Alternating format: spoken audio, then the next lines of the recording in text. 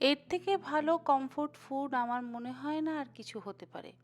আর বাঙালি মাত্রেই এই খাবারটি কিন্তু সকলেরই ভীষণ পছন্দের। আজকে আমি আপনার সাথে ৩ রকম ভর্তার রেসিপি শেয়ার করব।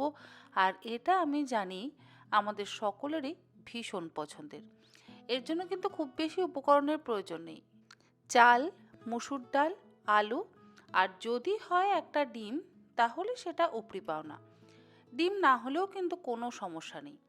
চাল, ডাল আর আলু দিয়েই দুর্দান্ত কমফোর্ট ফুড বানিয়ে নেওয়া যায়। প্রথমেই আমি মসুর ডালটাকে একটা পাত্রের মধ্যে নিয়ে খুব ভালো করে ধুয়ে নেব। ডাল ধোয়া হয়ে যাওয়ার পর ডালটাকে সেদ্ধ করবার জন্য আমি একটা পাতলা সুতির কাপড় ব্যবহার করব। আমাদের ছোটবেলা থেকেই কিন্তু আমরা আমাদের মায়েদের দেখেছি এই রকম পাতলা সুতির কাপড়ের মধ্যে ডাল সেদ্ধ দিতে। আমি মসুর ডালটাকে পাতলা সুতির কাপড়ের মধ্যে নিয়ে নিলাম। আর এর মধ্যে অবশ্য দিয়েছি দুটো কাঁচা পাকা লঙ্কা। আর কোনো রকম লবণ বা সর্ষের তেল ব্যবহার করছি না। যদি ডাল না ধোয়া হয় তাহলে ডালটাকে একটু কাঁচা সর্ষের তেল দিয়ে মেখে নিয়েও কিন্তু সেদ্ধ দেওয়া যায়। তবে এখন তো ডালে প্রচণ্ড ময়লা, তাই আমার মনে হয় ডালটাকে ধুয়ে নিয়েই সেদ্ধ দেওয়াটা বেশি ভালো হবে, মানে স্বাস্থ্যের পক্ষে বেশি ভালো হবে। ডাল ধুয়ে নেওয়ার পর এবারে চালটাকেও খুব ভালো করে ৪ থেকে ৫ বার জল বদলে বদলে ধুয়ে নেব। একটা পাত্রের মধ্যে পরিমাণ মতন জল দিয়ে আমি চালটাকে নিয়ে নিলাম, মানে ধুয়ে নেওয়া চালটা নিয়ে নিলাম। আর আলুটাকে লম্বা লম্বা টুকরো করে কেটে নিয়ে চালের মধ্যে দিয়ে দিলাম। তার সাথে ডালের পুঁটলিটাও কিন্তু দিয়ে হাই ফ্লেমে সেদ্ধ করে নিচ্ছি। মানে ভাত, ডাল আর আলু একসাথে সেদ্ধ করে নিচ্ছি। এইভাবে ডাল সেদ্ধ খেতে কে কে পছন্দ করেন অবশ্যই জানাবেন। আমি জানি আমাদের সমস্ত বাঙালি কিন্তু এইভাবে ডাল সেদ্ধ খেতে ভীষণই পছন্দ করেন। আমি ডালের পুঁটলিটা তুলে নিলাম, মানে সেদ্ধ হওয়ার পর ডালের পুঁটলিটা তুলে নিলাম। আর কাপড়ের গায়ে যে ভাতগুলো লেগে আছে সেগুলোকে একটু ঝেড়ে আমি ওই সসপ্যানের মধ্যে দিয়ে দিলাম।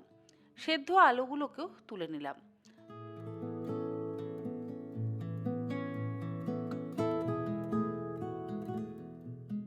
সমস্ত আলুর টুকরো তুলে নেওয়ার পর এবারে ভাতের ফ্যানটাকে ঝরিয়ে নেব। ভাতের ফ্যানটা ঝরিয়ে নেওয়ার পর সেদ্ধ আলুগুলো একটা থালার মধ্যে নিয়ে নিচ্ছি। মোটামুটি আলুটা তো অনেকটাই ঠান্ডা হয়ে গেছে।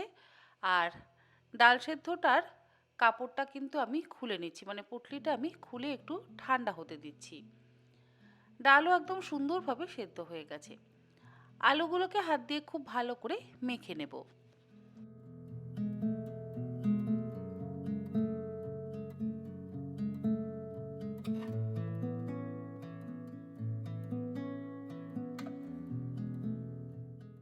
আলুর টুকরোগুলোকে হাত দিয়ে খুব ভালো করে মাখার পর এর মধ্যে আমি দিয়ে দিচ্ছি দুটো ভাজা শুকনো লঙ্কা। আর দিচ্ছি ওই শুকনো লঙ্কা ভাজার তেল। কাঁচা সর্ষের তেল আর কাঁচা লঙ্কা দিয়েও অবশ্যই মাখা যায়, তবে ভাজা শুকনো লঙ্কা দিলে স্বাদটা বেশি ভালো লাগে। স্বাদ অনুসারে লবণ দিয়ে দেবো। কারোর যদি শুকনো লঙ্কাতে আপত্তি থাকে তাহলে কিন্তু তারা শুকনো লঙ্কাটাকে অ্যাভয়েড করবেন। আমি লবণ দিয়ে শুকনো লঙ্কাটাকে ভালো করে মেখে নিচ্ছি। লবণের মধ্যে যদি লঙ্কাটাকে ডলে নেওয়া হয় না, তাহলে লঙ্কাটা খুব ভালোভাবে কিন্তু মিশে যায়। খুব ভালো করে একসাথে মিশিয়ে নিচ্ছি। আর এর মধ্যে কোনো রকম কাঁচা সর্ষের তেল দিলাম না, শুকনো লঙ্কা ভাজার তেলটাই কিন্তু ব্যবহার করলাম।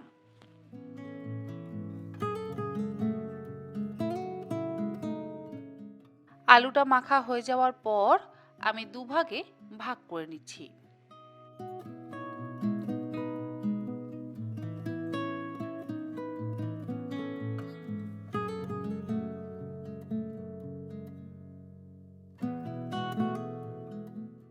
একটা ভাগ শুধুমাত্র শুকনো লঙ্কা আর শুকনো লঙ্কা ভাজা তেল দিয়ে মাখলাম। আর একটা ভাগ আমি মেখে নেব সেদ্ধ ডিম দিয়ে।